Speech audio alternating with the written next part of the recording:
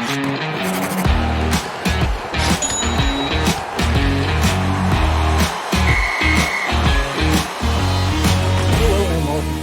Hockey Picks and Bets, presented by Prize Picks, here on the Mayo Media Network. I am Matt Moody, joined by D.J. Mitchell, to talk about Tuesday, April 6th, NHL, fantasy betting, whatever action. DJ, how you doing here on Tuesday?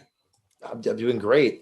Tuesday is my last day of work before a week of vacation, so I will be just gambling and enjoying that. So I'm very excited. It is also Masters Week, so that's very exciting for most people, I'm guessing, that are gambling. Most people probably like to get involved with that, and baseball's back, so there's a lot going on all at once.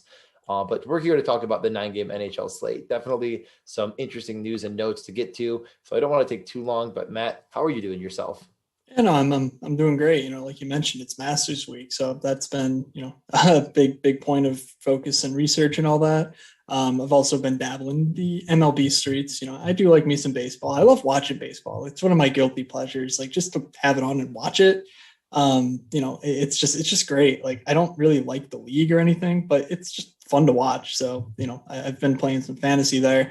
By the way, if you guys just listened to the Fantasy Hockey Picks and Bets show here on the Mayo Media Network, we did launch the Fantasy Baseball Picks and Bets show. DJ and I are not on that, but it's been really good content. It's much less rambly than the show, I would say. We go on for 45 minutes talking about, not just us, Meanie and all his friends. We entertain you guys, but they're out there. They're just going bang, bang, bang. Here's what you need to know. So I would say to definitely check that out. And of course, Pat's doing Masters content up the wazoo here. And if you're not listening to that, I mean, what are you doing? Like, that's what we're here for, Masters Week. So I just want to get all of that out of the way, because it is a really fun week. And these 9 games on Tuesday, I think, will be a nice part of that. So hopefully get us, started on a nice run here, running into the weekend. So before we talk about the 9 games on tap, I do want to mention Prize Picks. Prize Picks, the title sponsor of the show.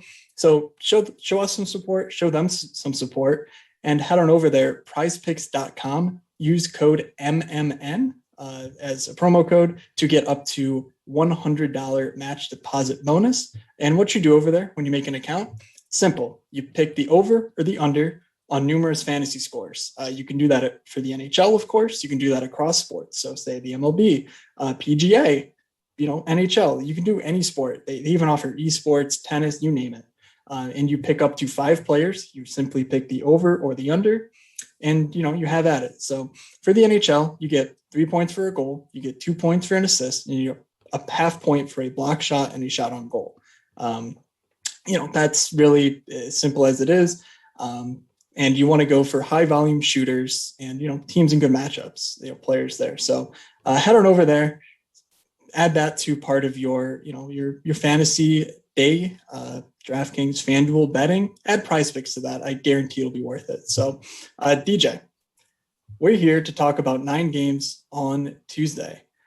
I mean, do we even need to talk about last Thursday? Because I don't know. It just feels like every day is just like a different, hey, this guy, kind of came out of nowhere and did stuff. But anything that you took away from our Thursday show that felt like it had some hits, some misses. Was the Thursday show the John Carlson show, or is that Tuesday? That was the John Carlson show. Oh my God, that feels like so long ago. But yeah, that was when Matt was like, you got to be playing John Carlson. And he's like, all right, I guess I'll get 30 on DraftKings if I'm not too busy.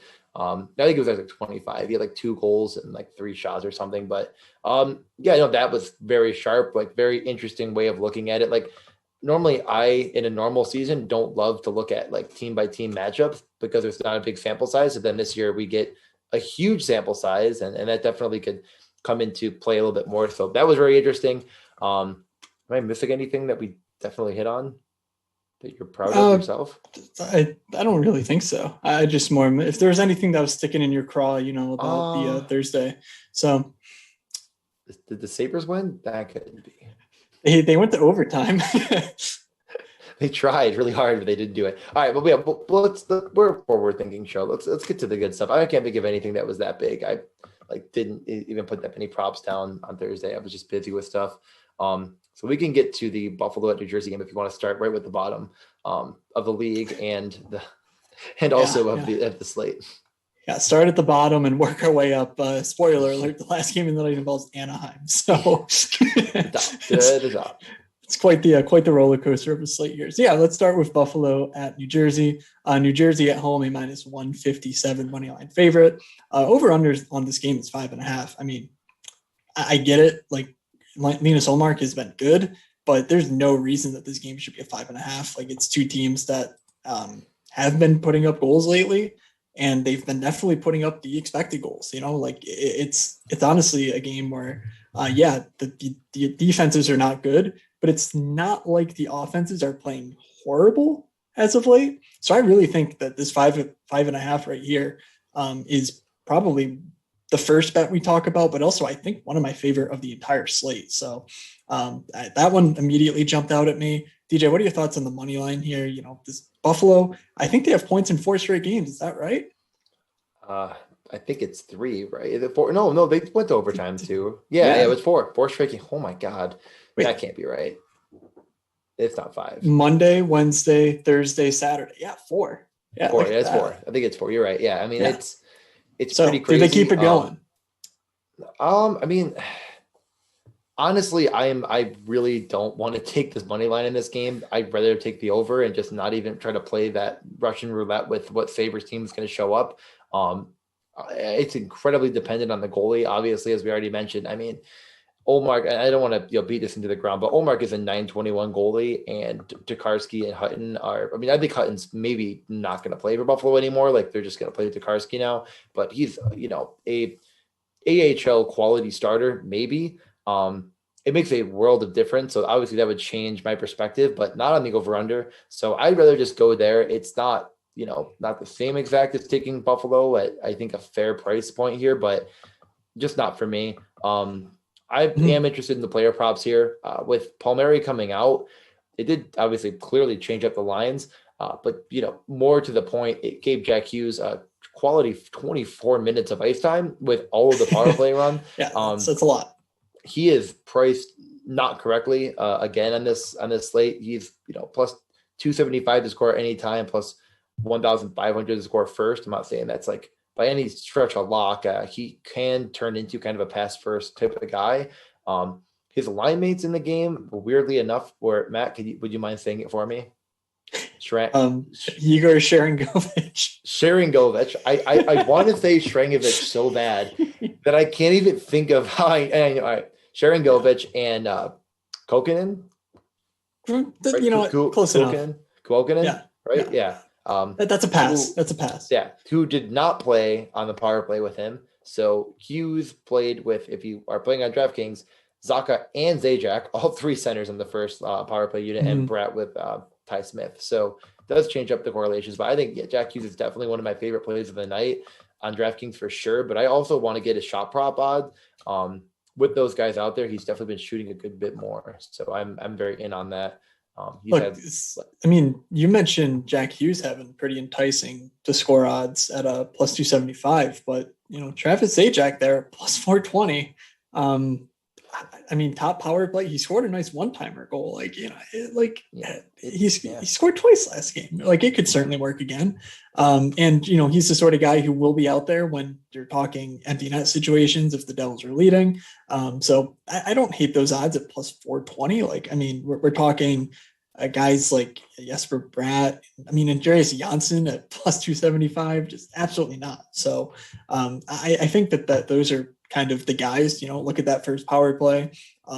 You're right. When you look at DraftKings, they're all centers. But I do think that they offer a lot of value and some really interesting ways to, be unique and correlate like in DFS. So I like that. Anything on the Sabres side, we're looking at a team that has shown some life lately. Obviously you mentioned Ullmark being good, but anyone else like on the Sabres end of things, maybe forward wise or just skaters that you think are interesting here? I think the answer might be Casey Middlestad is like the guy that you could talk me into. He has 3 points in his last 3 games. He's incredibly cheap on DraftKings. I think he's not minimum, at least 2,800. And I think that just overall, it's a guy that could end up getting into somewhat of the form that Sabres fans expected, and maybe much of the league did after his World Juniors performance, at least in some capacity. Is he the best bet of the night? No. maybe Tage Thompson's a little bit better to score just in general, if you're looking at that angle of like who to score. But overall, I'm probably not touching it. We're not going to get player prop odds on them. And, it's more of the Reinhardt angle, which I don't know. It's fine. Well, This anyone game has playing been with case, but anyone playing with Kyle Poster at 5-on-5, I think it's just an easy cross off. I don't need that in my betting card. So, you mentioned fair. Middlestat, and I do like him. Like this is a guy who was consensus like top 5 prospect in the league. Corey Pronman had him at number 1, but it wasn't like that was that out of left field when he had him there. And yeah, he hasn't been great, in the couple of years since then, but he's looked really good the last few games. Obviously, they need him to step up. And it seems like he's doing so. So, I think that he's a guy to keep an eye on, especially if, someone like Taylor Hall gets, traded or whatever. Like there could be a power play job up for grabs very shortly, like, a prime power play job because he's already on the second unit. And we could even see those units, toggle a bit because Ristolainen played 27 minutes last game with power play and penalty kill one time. Like just, whatever, like Rasmus Ristolainen go just play all the minutes. But I think that's a lot to talk about for this game, which, I like the over, and I do really like, Jack Hughes, like you mentioned. So let's get on over to Washington at the Islanders. As you alluded to, DJ, my I don't know if this is meaningful or not of the night on Thursday was, hey, John Carlson versus the Islanders in 3 games is averaging 20 DraftKings points. Well, on Thursday, he put up 20 DraftKings points. So are we just going to do it again? Like, okay, John Carlson, come on down. Like, if you want to score 20 DraftKings points for me again, go right ahead. But this game, over under 5.5, 8-4 last time out, kind of makes me think, this game could go over again. So I don't know. Where do you feel on that one? And any emphasis on the Capitals here, plus 110, maybe a bit of a comeback statement game after getting their doors blown off by the Islanders last time out? I think it's probably, how often are you going to get the Capitals, a team that's 25-9-4 with plus money? The Islanders, I think, are maybe like somewhat fair enough to take, but I think I just rather take the Capitals, especially because, you're just not going to get them at these odds very often. It's definitely a bit of a coin flip. And I think that more often than not, the Capitals get the win here. So sure, I think it's fine. I like the over. Okay. I mean, it's, maybe super recency bias talking, but just more or less, I think the Capitals are producing offense and trying to, do everything they can to get these guys going. So I like it all right. The Islanders have had some really weird lines. Makes their correlations incredibly frustrating. I think that there's a lot of guys in this game I like a lot on their own, but it's really hard to find the right correlations. And one of the players that has probably been the most frustrating to be betting on all season is Ryan Pulock. And I know, Matt, you wanted to talk a little bit more about him. But this is a guy that averages like he could hit the shot and block bonus any night. Like it could, break a slate on any night and just hasn't done it yet. So I think if you're playing the Islanders, or if you're taking, maybe 3-4 guys from this game, which I don't think is insane to do, you really, I think, are going to want to take a guy that might be at like, the problem is his price isn't at the minimum, but like his ownership might be, just because his price isn't down that low and he has 12 points on the year. Yeah, I mean, look, he's like Ryan Pulock has yet to score a goal this year. And I'm sure if you ask people like in the league, like, who do you not want to block a slap shot from or whatever, you get like, Shea Weber. Like you get guys like that. I bet Ryan Pulock is up there in the top 5. Like he has an absolute cannon from the point. He's just simply not scoring. Like he's using it. He has 27 shots and 22 blocks in his last 10 games. Like he's crushing it out there. He's just not putting up any points. Like it's just one of those things. Like even on the Matt Barzal 8-goal night, it's like, or whatever, they scored 8 goals, most of which came from Matt Barzal. Saying 8 goals sounds egregious, but it actually was. It was kind of close to that. He didn't have a single point. Like how Ryan? How do you do this to me? So yeah, he's priced at $5K, which is a lot for a guy who's not producing. But let me tell you, when he does start producing, he will put up fantasy points in an absolute hurry. So I think if you're playing, 10, 15 like DFS lineups, go ahead, like play some Ryan Pollock. And if you're betting, like if you can find him on the FanDuel, like FanDuel has a lot of these defensemen at two. Like they had Provorov today at two. I think he only hit two. But like guys who are shooting a lot lately, they're just leaving up numbers at two. I think Pollock's one of those guys who you could, you could easily talk me into a bet there on his overs, his shot props, and just in DFS in general. So anyone else from this game that you think, that you wanted to mention? No, not really. I mean, I think All it's the right, usual suspects other than yeah, that. just one thing. Lars Eller has been playing with Ovechkin as of late. So, that's moderately interesting. Kuznetsov has been in the bottom six, yet he's still on the top power play. So makes stacking a little bit more difficult. And, the Islanders are playing guys like Leo Komarov on the top line, Matt Martin on their power play. So, I sort of feel like you just pick the guys that, have been doing it for a while, like the Brock Nelsons, the Barzels, the Eberleys, and you don't really go fishing because I do think there's other places to go fishing at like these 3K and under guys in different games. So let's move from there over to Pittsburgh at the Rangers. Yeah, I mean, this game is probably one of my favorite of the night for DFS stacking. I'm really on both sides. I think you could talk me into a lot of things here with especially Gensel Crosby.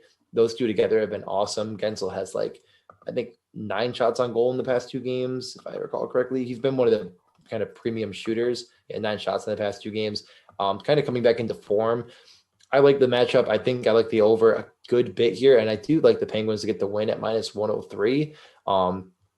Christian Jarry should be back. He said he was 100% today, and I don't think the books have quite adjusted yet, so I don't know if we're going to keep those odds as they were. So if you are listening to this and you can get that now, I think it's a pretty fair bet to take. The lines did change a bit for the Rangers since last time recording. They moved Blackwell back up to that second line with Panarin and Strome, and moved Capo Caco down to the third with Lafreniere and Hedl. So couple of news and notes there. I'm not sure if I'm missing anything else. No, I think that pretty much covers it. So I mean, we're talking about like one of two 6 over unders on this slate. There's no 6.5s. I don't know if that means this is going to be just a low scoring slate or if there's just a lot of overs to be betting. But I really do like the over here. Jari's back, but I think like you, I'm sort of like on this Pittsburgh side. I mean, hell, their road. Technically not underdogs because they're -103, -113, but like, I just don't really get it. And I mean, so I like the over here. I love what you're saying about, Gensel maybe coming back, maybe picking up some of the shots that Brian Ross is leaving on the ice because that guy's disappeared. But I mean, we're talking like for the Rangers, Artemi Panarin has just been unbelievable. So like, I could see this game going back and forth. At a pretty high level. And I love stacking up Panarin with Blackwell, like you just mentioned, maybe hoping people miss that news. And then Ryan Strome, power play 1 correlation as well between Strome and Panarin. So that to me is really the first place I'm looking. And then, just in general on the Pittsburgh side, I feel like they're getting some contributions from down the lineup that makes me think like maybe I don't want to spend all the way up on their first line. But I'm definitely not playing any goalies in this game. That's for sure. Yeah, I agree with that. I could see why you would talk yourself into some of the cheaper Pittsburgh guys as well, because I do like this game in general. But I mean, honestly, one of the weirdest things I'm just realizing is like Blackwell's plus 270 to score, and he's like, is he minimum? He's 2,600. What is he on DraftKings? 2,600. 26. Like, Yep. like just DraftKings is not seemingly like getting it as far as their daily fantasy lineups are going, that like he is playing with 2 very talented players. So, not a mortal lock by any stretch of, he's a second power play guy, doesn't correlate that in that capacity then on power play, but still like a pretty, like I'm not taking that goal prop by any stretch, but I think he's definitely in play, especially if you're playing Panarin and or Strome. Probably want to put them all 3 together if you do it. That seems very good. Other than that, yeah, I mean, Gensel, if you can get a shot prop on him at 2.5, I like that a lot. They could switch it up again and Russ could find his way back into shooting. I don't know. I guess it kind of seems like it's like a pendulum with those two. And you don't know if you want, I mean, you get some zeros out of Gensel and you get some 5s and 6s, and the same with Russ. So talk me into either of those, but I'm not sure if there's anything else that's super strong here or any news that's crazy that's slate breaking. What do you think? Anything else? Yeah, I mean, just one more similar vein. I mentioned cheap guys. I probably will be mixing in Jared McCann, just given the power play usage there. Yeah. I think he's really strong. Only 4,400 on DraftKings. I think if you're betting a goal prop, that he might be my preferred bet at plus 265. Like, it's not great odds, but I think relative to some of these other prices, that one I think makes the most sense to me. So like he's just been putting up, solid numbers. So yeah, let's move over from there to Boston at Philadelphia. This is a rematch of Monday's tilt between these two. And I mean, Philly didn't give up 100 goals. They only give up two. So actually, breaking news there, but rematch of this game, Philly plus 102. I mean, Boston minus 118. Like, this is Vegas taking a stand and saying, look, this Flyers team, if they can get anywhere near league average goaltending, is actually fine. And it feels kind of silly just after the last month we've had of coming on the show going like, look, we don't know what's wrong, but something's seriously wrong here. But that's really been the boat I feel like I've been in this whole time. It's just like the Flyers need to figure out their goaltending situation. They need to get this, whatever the opposite of a golden horseshoe. They need to just get rid of it. And maybe we're seeing this, start the round back into form, but that's a long way to say. I don't think that Boston's an auto bet here. Like, Philly seems like a really good side. So I might actually be tempted to take the Philly plus 102 here and just take that little bit of, value and hope to beat the closing line. Yeah. I mean, it's going to be, we pretty much know it's Carter Hart in net, which is going to make me really regret saying this probably, but I do kind of like the under here. I think that like if the goaltending is, like you said, even around league average by both teams, which is a lot to ask because Boston is, Halak has at least tested positive with COVID, so we don't know if he'll play or not. So I don't know who we're going to get in that. Was Vladar? Yeah, I mean, they'll probably end up running Dan Vladar twice. Yeah, Vladar. And like, Vladar. Vladar. Actually, I don't know. I mean, Darth Vader. Let's just call him that. Yeah.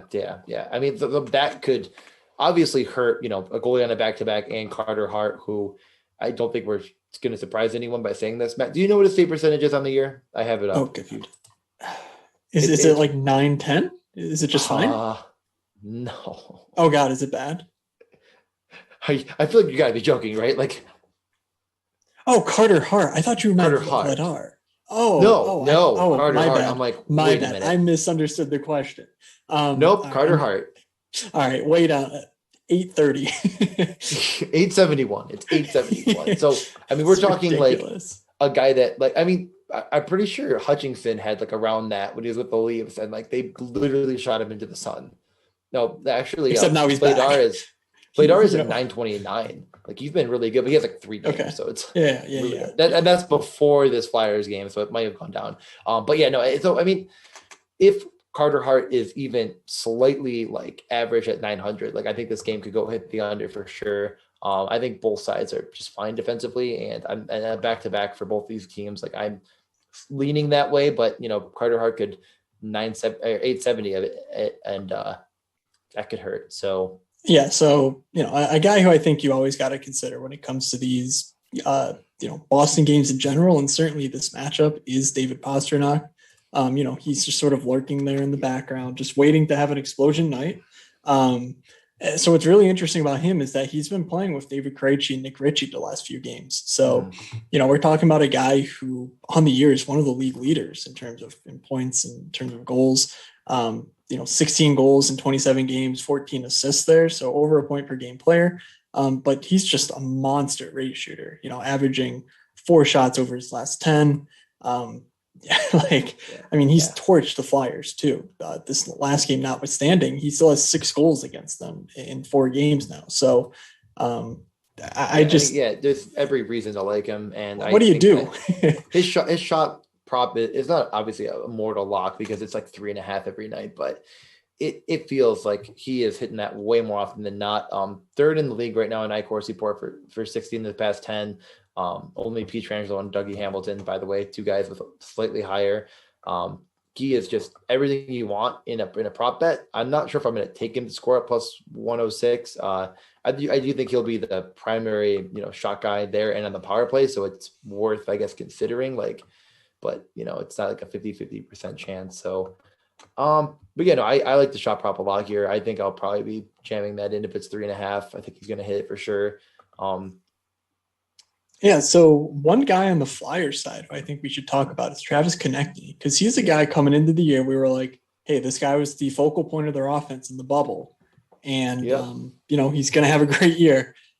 Well, he didn't have a great start to the year. He didn't have a great middle of the year, but he's come on a bit as of late. So he scored on Monday, but he also was coming off of a 2-assist game over the weekend. Mixed in the last few weeks, there's been some healthy scratches. So, it's been a weird situation, but we're now talking about 9 shots in his last 2 games, playing with Giroux and Voracek. Like, I think that this might be a spot to jump back on. He's a guy we always get the shot props for, and we just sort of look at them. We're just like, I don't know. I think this is the time to jump back in on those overs on Konechny. He has the track record of being a really good rate shooter. And it seems like he's sort of maybe stepped into a Farabee-esque role, like in the top 6. And I think that now's Konechny's time to just sort of rise the ranks in terms of his shot props, in terms of his DFS price. And I love taking that first step here against Boston, a team who a lot of people fear defensively, but they really shouldn't be feared because they look at their blue line. They just don't have much left there. So I'm totally fine with that. And I think Konechny is my favorite Flyer here. Yeah, no, I like that a lot. That's a good time to jump back on, especially he had some time there where he was at like a 2 over under on the shots. If that comes up again on FanDuel or DraftKings, just snag it. Yep. But with all that being said, are you ready to move over to probably the most anticipated game of the night for just hockey fans in general with Florida at Carolina? It's weird to say. It's weird to say. That's absolutely true. This is as much must watch hockey as it gets. So yeah, I'm excited for this one for sure. I mean, I don't know. It's so hard because I want to just say like Carolina's good, but minus 157 against the best team in the NHL as far as points are concerned. You have any hesitation on that? I've been thinking about that. And the more I look at some of these, numbers and the underlying stuff and their head-to-head matches so far this year, like, I'm actually going to say no. I think that Carolina minus 157 does offer us some pretty good value. I'm absolutely terrified of Alexander Barkov, of course, because he's terrifying. But, as a 6 over under, I do think this is another game where I'm sort of like the over here seems pretty good too. So, maybe that means there's goals from both sides. So Barkov can still get his while Carolina just puts in a team effort, takes care of work here. So I think I'm in on the Carolina here. Yeah. But any thoughts by you? I feel like this is like the battle of the underrated players. Like at both teams, every guy is like, oh, that really underrated guy, and like Verhaeghe and Huberdeau and Nate Joss and Barkov. Like it's every one of these guys all in one night. So I think what I'm most excited for is to actually try to build a game stack with this one, because I think that it's their only other 6 over under. And I think it's going to be somewhat overlooked just because I think people are just a little bit fearful to play guys against either Florida or Carolina because they've been winning so many games that normally the upside against them isn't quite as high. But I think this one could really be one of the better DFS games of the night for many reasons. I mean, Hamilton is. Yeah, where are you looking on the Carolina side here? On the Carolina side, I mean, I'm still probably going to have some Svechnikov mixed in. He has been pretty much dead as of late, but his price continues to drop. And even though he's not hit his shot bonus or shot prop in general, in like what I think like 4 of the last 5, is it now? No, he had actually 2 in the last like 6. Yeah, or something like that. Like I think it's more inflated than people are making it out to be. It certainly feels that way. It feels that way. Like it feels like everyone thinks he's like completely dead, and it's not like that. So him with Aho, I think is going to be somewhat overlooked, and it's seemingly pretty cheap on the slate to jam in. And then on the other side, there's a guy named Barkov that you might want to consider. Yeah, no, you probably should consider Barkov. And let me tell you, you brave, wise viewer of this show, if you once have ever played Anthony Duclair in DFS on the Florida Panthers, you need to be playing Mason Marchment here. You know, this guy, like he's been a show favorite for the last month or so now. He's worked his way into a first line role with Barkov and Verhage. He's been playing so well. He earned himself a contract extension. Like this is a guy who was basically just a random throw in to a trade last year, and he's playing in the top six with Sasha Barkov at minimum salary on DraftKings. Like people, like his to score prop too low, his DFS price too low, and if you're sitting here going like, well, I don't know, it's Mason Marchment, like you're basically just it's Anthony Duclair with a different name. Like let's be real here, Marchment has been pretty good. He's playing a lot of minutes, so I think that's a guy who just like you play those two together, and there go your concerns with Barkov's price. It's just to me it makes too much sense. I agree with that. No, I definitely think that's a good take there. He definitely has seen like 20-minute games with power play too. So minimum salary for him seems pretty solid. Yeah, plus 410 by any plus 410 to score. Yeah, plus 410 to score too. That's also very fun. You know what? Let's get wild. 24-1 first goal. Easy bet. That's it. That's the move right there. Barkov does everything, and he just taps it home. How much you put on it right now? Live on the show, how much you put on it right now? $20? $2,500? I'll do 10. I'll do 10. Oh, let's do 10 each. All right, I'm in. All right, you're in. Put it up. All right, it's in. It's in. It's live. You didn't do it. Did you really do it? Well, I mean, I don't want to be staring at my phone, clicking through all the different thingies. It's good. We'll get it. All right, fine. I believe you. If this bet hits and you don't end up doing it, like I'm forcing you to do it. Okay. Other than that, though, let's finish strong here. Right. Is there anything else in this game you wanted to get to? I mean, I kind of alluded to it, and I think we'll see the same. But Svechnikov was with Aho, which we did not see going into last game. So with Svechnikov, Aho, and Fost really cheap. Was on the second power play, which was So they moved up another thing. Svechnikov, Trocheck, the old Hamilton, Stahl. Yeah, so that Natros went to the second power play and is with Trocheck now. So very, very cool. Just that so we're on the same page. Like Natros on that unit was disgusting, but to start the year with Trocheck, they were also really, really, really good. So no problems there. Makes things easier in terms of because we love Vinny Trocheck and he fills that valuable center position for us, in DFS. So, let's go. I really, I do think this game is worth game stacking. I'm just going to say it again. Absolutely. One of 2 6 over-unders. So, I think that's right there is your, sort of encouragement. So, next game, Tampa at Columbus. This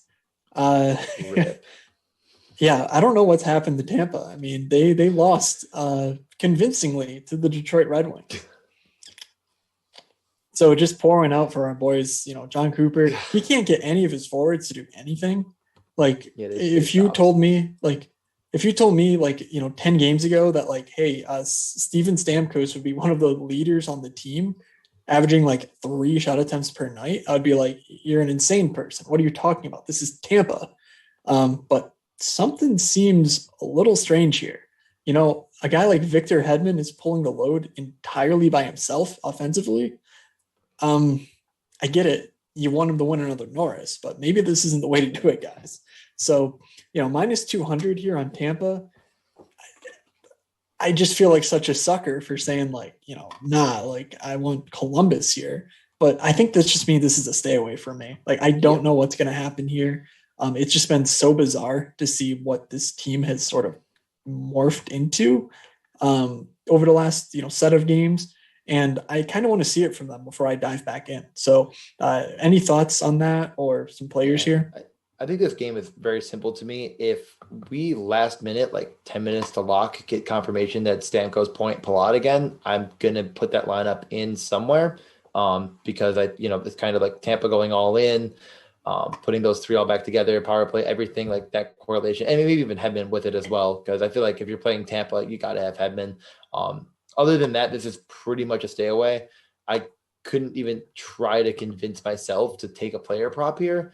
I'm hopeful that like these props continue to get back to, better odds because no one is hitting them. So a lot of people probably aren't betting on it because Point and Stamkos just seemingly are allergic to hitting their props. So eventually I do want to, at the time they hit their kind of their worst or best, if you will, that's when you should, consider trying to follow the numbers and see when they come back to form. I'm not sure if this is the night. I don't want to say it is and it not be. So I think it's worth considering if they're all back together, though. If they're trying to just put all four of these, or including Hedman.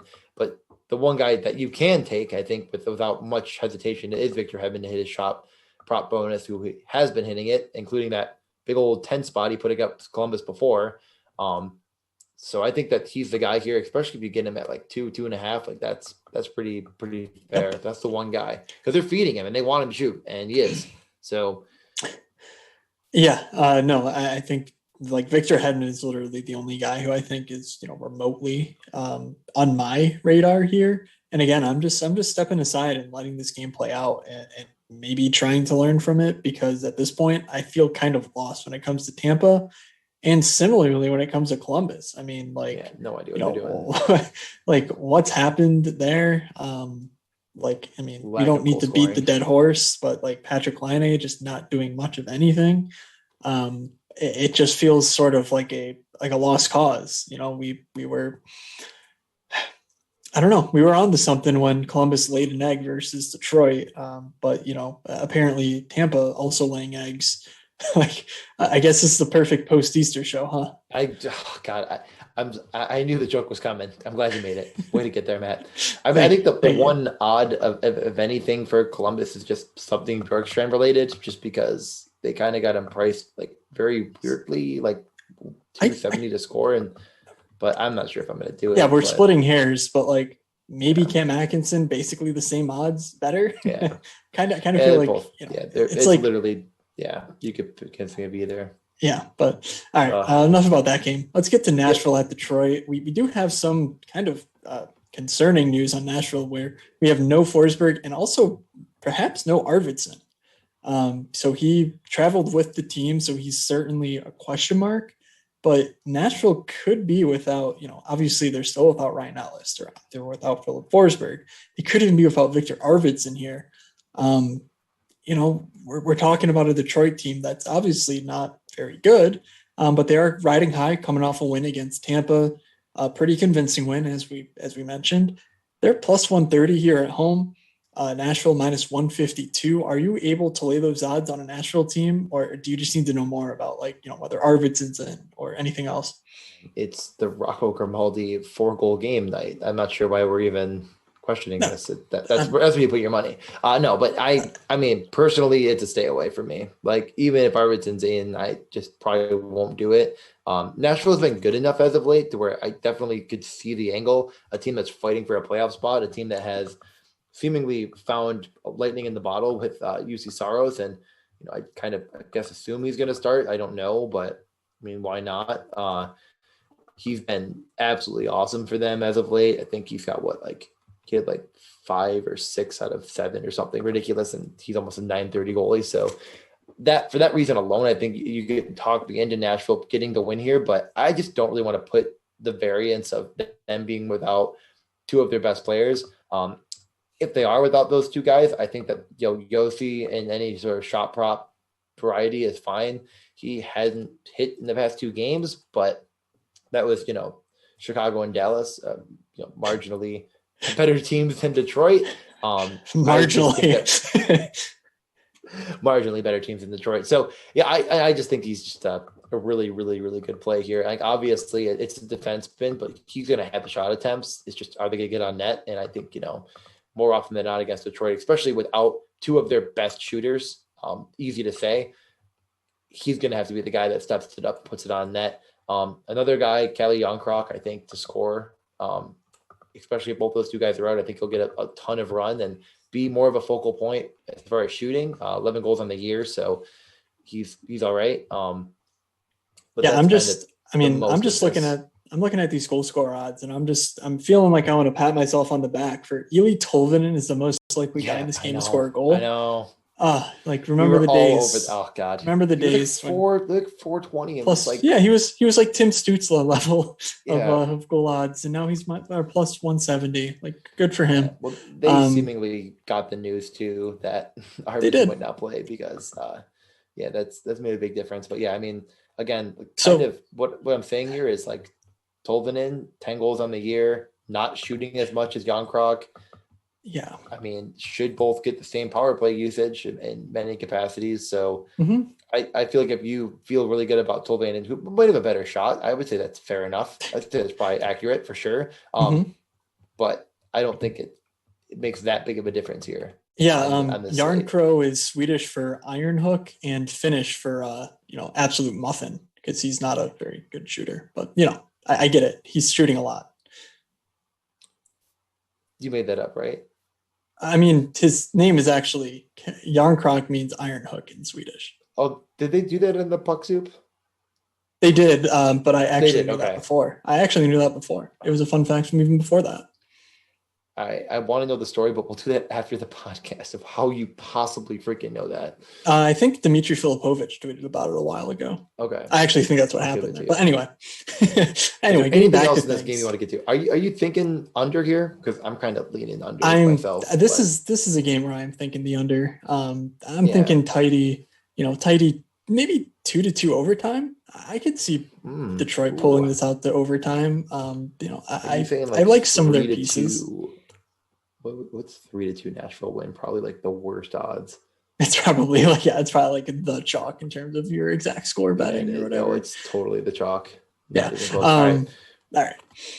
So anyway, after that game, we have two more left. We have Dallas at Chicago, 8:00 start. So the only two games starting after 8 are this game and the next one. So Dallas on the road -117. Feels like we've played this game before. I believe the last time we played this game, it was a Thursday set. Dallas on the road in Chicago, and they lost both times in overtime. I believe my spidey senses are tingling there. Over under 5.5. Like they're just trying to convince me to bet Dallas here. And you know what? I'm going to take them up on it. Like the odds just keep getting worse. Dallas keeps putting up nothing. But I'm a sucker. I'm in. Like Dallas is just a better team on paper than the Chicago side. I'm sorry. I can't do it anymore. Is it possible to bet Dallas loses in an overtime? Is that a bet you can make? Because they are really good at losing in overtime. Yeah, no. Well, geez, do you want to know my shock today when, because the two things that I was like, yeah, live bet against Montreal in overtime and Dallas in overtime. But my God, Eric Stahl went out and scored in overtime for Montreal. So, the curse is lifted. Maybe Dallas does the same here. Could happen. I don't know. I mean, but I'm more interested. Okay, I'm sorry. Who is a guy who could score in overtime to lift that curse for the Dallas Stars? Is it Jason Robertson? Or is it Miro Heiskanen? It's Miro Heiskanen. Oh, it's Miro Heiskanen, isn't it? Yeah, there it is. I'm sorry. That was so stupid of me. Yeah, Miro Heiskanen still just an elite play. I think that we're going to get the favorite stacks. Don't want to spoil anything too early, but he is in it for me for sure. These Dallas guys, you go to their last game, you think, oh man, all of their top line got over 20 minutes. They must have been a ton of power play run. They didn't get a single power play minute in their 1-0 loss to Carolina. And still this top line just is out there nonstop. Pavelski, Hintz, Robertson. Robertson actually led the team in minutes. No, not the team. Well, the forwards in minutes. Without killing any penalties either. It's really strong to me. I think that he has really arrived, and this 5,200 price tag doesn't scare me at all. Him and Hintz and Heiskanen, it is altogether just a lot of magic, a lot of fun. If you can get the Heiskanen over on shots, I say you take it. If you get Robertson over on shots, I say you take it as well. I'm not really convinced about anyone else yet. Pavelski has they just always put him up on DraftKings, and he's just never going to hit it again. I don't think so. If you go through his game, he hasn't gone over 2 in 10 games. Just amazing stuff. That's nuts. Yeah, that is nuts. I kept thinking he was going to get back because he had some more shot attempts, and it seemed like he might get there again. I guess not. No, he had no interest. So Yeah, I mean that's a great coverage of the Dallas side. Radek Faksa being out, it sounds like he could be out again. Just forces more minutes on these top guys. And same if Rupe Hintz is out. Just minutes have to go somewhere. And Jason Robertson, and Rupe Hintz, obviously, if he plays, those are just two of the guys who are just smashing right now. So I really like them. Heiskanen and Klingberg on the top power play. It looks good. They haven't really scored a ton of goals lately, but I think that's coming. Yeah, I'm really big on Dallas, and I think that they're really fairly priced. I like a lot of their odds, but the Chicago side also has some interesting pieces. So, to me, I'm definitely leaning the over.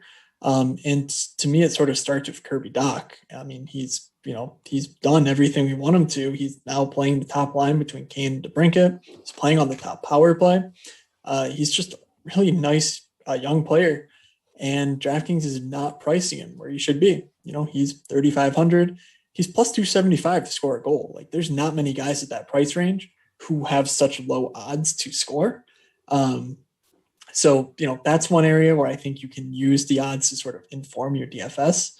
But if I'm betting, a goal scorer, I actually think that Alex DeBrincat at plus 150 isn't the worst idea in the world. Dallas takes a ton of penalties, and DeBrincat is one of the best guys on the power play in the entire league with Patrick Kane feeding him. So I really do like DeBrincat here, and I do like stacking them up with, Kane and Dach if you're really trying to get, into some combos in your GPP entries over on DraftKings and FanDuel. Yeah. I think overall, Dallas to win over on the game in general, and then it seems very obvious where the minutes are going to go and the players that you're going to want to put in there. So I think that probably pretty much. But what about the DeBrincat over on shots 2.5? If it's there, are you jamming it, you think? Yeah, I'm in. Yeah. Okay, perfect. Do you want to get over to the last game of the night? Which I think we got to just first. I think we have to start with Anaheim, but we have to really quickly ask what in the world.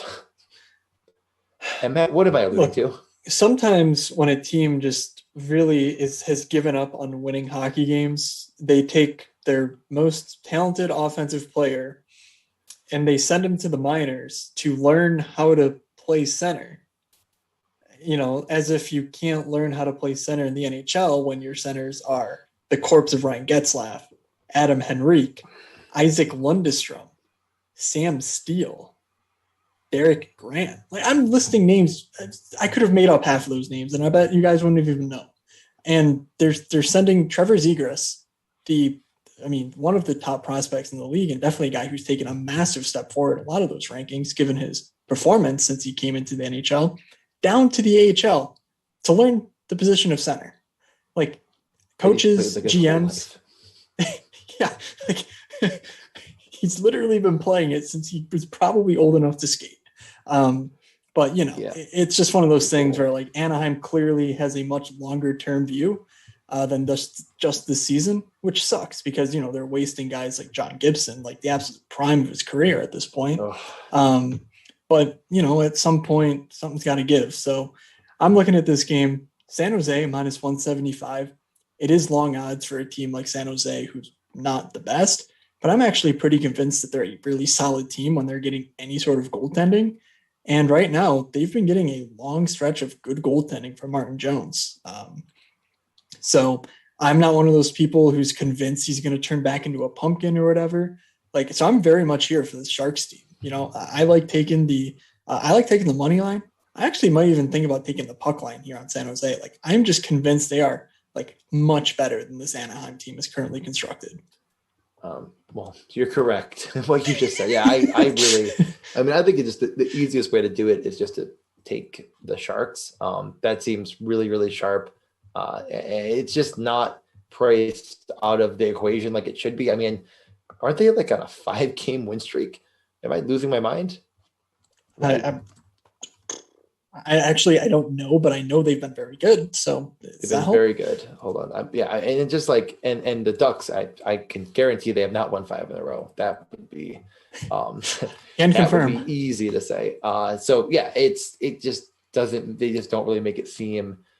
They took back-to-back games against Minnesota and back-to-back games against LA coming into this one. So. 4 in a row. So 4 in a row. Okay. All right. Yep. I was close. Very close. Seth, great analysis. But no, I think it's really easy here to just just take the Sharks. I want to talk myself into taking the under, I guess, but I think the Sharks could put up 5 on their own. Mhm. So that's why I don't mind the puck line.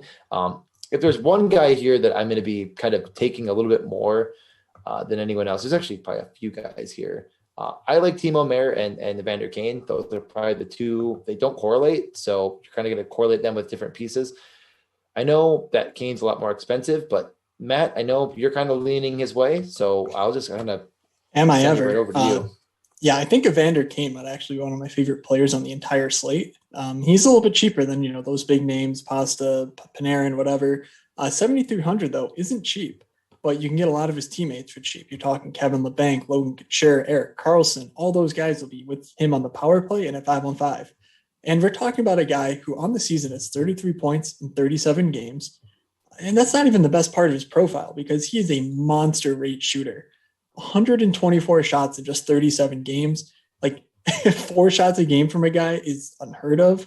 Or, not unheard of, but for guys who aren't Ovechkin, like that's pretty impressive. And we're talking this year against just Anaheim, a team that's not very good, admittedly, but he has 3 goals, 4 assists, 19 shots. He's averaging 17 DraftKings points per game against Anaheim. Like, I will sign up for that any day of the week. I think he has a ton of upside here. Like, we're talking multi-point, 5 shot on goal night upside out of Evander Kane. And I really think he's like the guy that I want to be building around most on this slate. So there's like my, elevator pitch on why you should be playing Evander Kane. His shot prop, of course. I like him to score a goal as well. So, I mean, anything else you want to add there? No, I mean, I think obviously the Sharks, it's really easy. There's 2 lines and you're going to take one of them and stack it together. Their power play was really weird. And then their coach made it even weirder with what he said. And Matt, maybe you still have that somewhat in your memory because I mentioned the 4 guys that Vander Kane's power play, Couture, LeBanc, his line mates, and then Eric Carlson.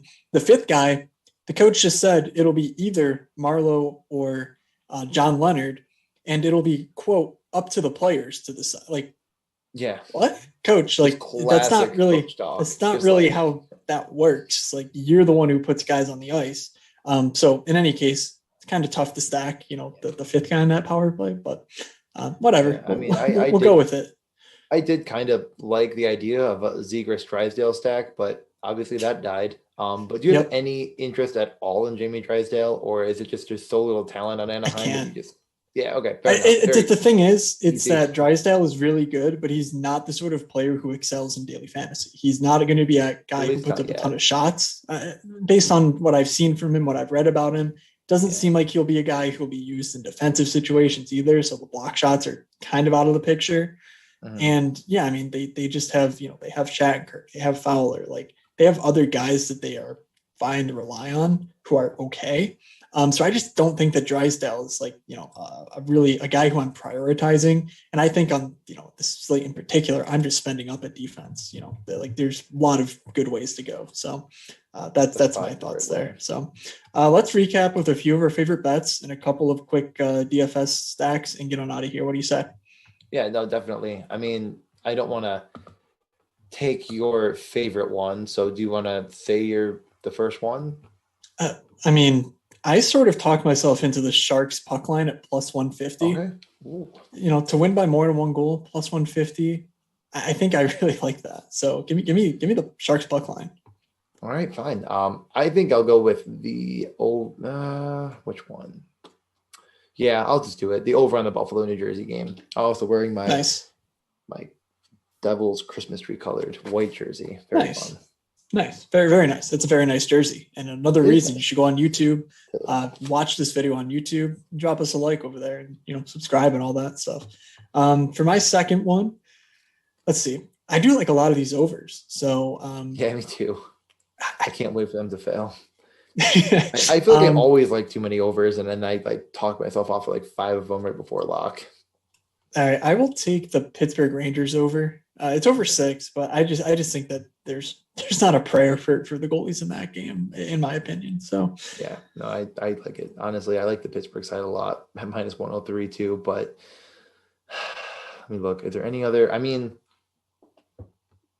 I think the defenseman here might get a little overlooked. I think if you get Yossi at 2 or 2.5, sometimes I know FanDuel has him at 2. That's I really like that. I mean, even if ours isn't day to day, I mean that means that he might play hurt or something. He's playing against Detroit, admittedly not very good. So I think that Yossi and Hedman, those two, both of them on their overs are pretty strong. Okay. And we should be able to find those on across all the sites. Yeah. All right. So just a couple quick things, where we're going to talk about a couple of DFS stacks. If you want to hear us talk about DFS in full length, we do a show, the Morning Skate Podcast. You can find it on Stitcher, on the Apple Podcast Store. So be sure to check that out, if you want to hear more about the DFS slate. But DJ, give me one goal you're looking to target and then one stack, just one stack that you'll be building around first and foremost, and a couple players that you like. Oh boy, this is interesting. I think goalie wise, and I'm going to say it now, and I know if it blows up in my face, I'm only have myself to blame. But I think Carter Hart honestly could be a decently savvy take at home. Yes. I mean, he has been really bad, but if he gets the win here and doesn't I think he's a lot better than obviously the season's gone. I think this is going to be a bit of a fluke one-off year. The Flyers seem to be putting it together in some capacity right now and trying to make a run. And if they're going to do that, they got to take care of Boston here. I like that game on the under. So one of my favorite games on the under, a home team that isn't, a big underdog by any stretch. Right? Wait, what was they were just minor league underdogs, right? Yeah, super minor. Yeah. So I think that makes the most sense from the Vegas perspective. Yeah, I think that's a nice source of value. I could be talked into the Florida keeper, be it Bobrovsky or Driedger. Like they should see a lot of shots, and if they get the win, you're talking a lot of upside there. So that would go well for Barkov. I think if I'm spending up, I really want UC Saros. I think that Nashville defensively should give him not much of a problem, and he's coming off of a really amazing game over the weekend. So I'm guessing he gets the call again on Tuesday. So honestly, sorry. No, I was just going to say transition over to stacks, but if you had anything else, I was going to say, what? I do think that the Sharks goalie either way, if it's and like Martin Jones and what's his name, Dubnik have been pretty just below league average on the year. I'd say Dubnik would be a little bit worse. Jones has actually been surprisingly he's been okay. Surprisingly solid. He's been right at league average, and everyone's like, "How is he possibly this good?" And it's his last 10 games, he's at 934. He's been amazing as of late, which is sort of But, I think if he's in net at 7,900, he's playing against a team that has guys that start on the top power play, which again, you couldn't barely even pick the top power play that are just barely NHL quality, very bad. Absolutely. So. All right. So I think we covered. Oh wait, stacks. Give me a couple stacks, Deej. Mm-hmm. Okay. Right. I mean, I mentioned a whole bunch of them, but I really do think I'll have some Aho Svechnikov Hamilton. I already mentioned the Dallas ones. I'm not gonna do that again. I think that this is as cheap and not. I mean, Hamilton's super expensive, but I mean, a guy like Aho without points in 4 games, seeing all the minutes, seeing the power play 1. A guy like Svechnikov who is just dead, like I said, 3 straight games without a point. I know it's Florida, but I think this could be a really nice bounce back spot for them. I think this game has a decent chance of going over. So, all right. I think if you need a cheaper stack, going to this New Jersey side, never a bad look. So I kind of like Zacha, so I want to build around him. We can go someone like Jesper Bratt and Ty Smith for some power play upside. Not a ton of shots there, so if you want to do something crazy like Jack Hughes and Pavel Zacha, you're talking. I think those are kind of their 2 best shot rate guys at the moment, and they're 2 centers, so it's a bit weird in terms of your building dynamics. But it will make your lineup unique and somewhat contrarian as a result. So I think that's a really good approach as well. So one more before we go, Deej. Yeah, one more. I think it's Strome, Panarin, and Blackwell. I think that's really easy. Very nice. And of course, I'll go the San Jose Sharks first line because I think that's what I'm just jamming in on a Tuesday. So big thanks to everyone who listened. Make sure you drop us a like on YouTube. You leave us a review on your podcast app of choice. If you leave a comment in the YouTube section, I'll try and poke through, and we've been responding and whatnot. Someone complimented on this hat a couple weeks ago. Very, very thankful. It's a cool hat. I like the hat. So I can't see it really. I've seen it before. Oh yeah, it's a beer hitting a it's cool. There was like a minor league this is beer a Rochester Red Wings hat that they didn't get to wear, but maybe they'll do it. That was the grim and depressing Rochester hat that ended up happening because of COVID. So, all right. Be sure to follow the Mayo Media Network at Mayo Media Net on Twitter. Follow me at Fake Moods, DJs at DJ_Mitchell94. And be sure to check out all the other content going on, Masters, MLB, etc. And lastly, thank you again to Prize Picks for sponsoring this show. Head on over there, use promo code MMN when you sign up for an up to $100 match deposit bonus. So, good luck on Tuesday, everybody, and we will see ya.